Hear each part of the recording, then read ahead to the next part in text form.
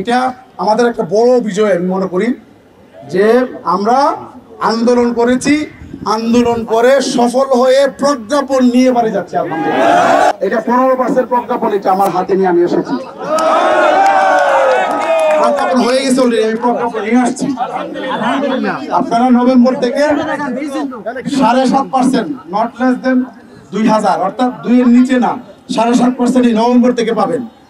আর আগামী জুলাই থেকে আরো 7.5%, এটা উল্লেখ করা আছে এখানে, মানে কোনো ফাঁকি ঝুঁকির কোনো সুযোগ নাই, আশ্বাস না।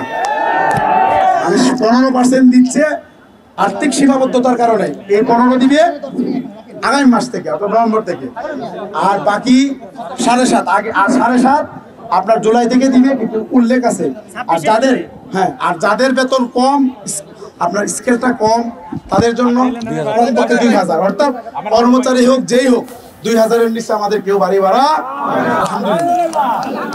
আর মেডিকেলের ব্যাপারে আমরা ছাড় দিয়েছি সরকারকে।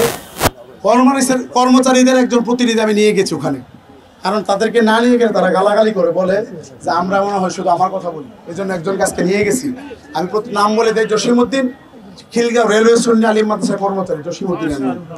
তাকে নিয়েছি এই কারণে সে যাতে জানতে পারে যে কর্মচারীদের জন্য আমরা কি করেছি।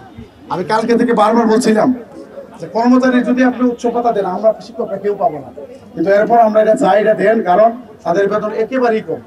আমরা অনেক চেষ্টা করছি, উপদেষ্টা মহোদয় উনি বিষয়টা, আমাদের যে চুক্তি হয়েছে ওইটার মধ্যে লেখা আছে যে উনি এটা সিরিয়াসলি দেখবেন। গোয়েন্দা সংস্থার আপনার NSI এডি ছিল একজন ওখানে, উনি বলছেন আমি সিরিয়াসলি দেখবেন।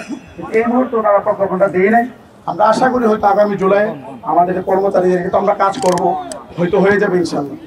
আমি এটা আমাদের একটা বড় বিজয় আমি মনে করি যে আমরা আন্দোলন করেছি, আন্দোলন করে সফল হয়ে প্রজ্ঞাপন নিয়ে বাড়ি যাচ্ছি। আলহামদুলিল্লাহ।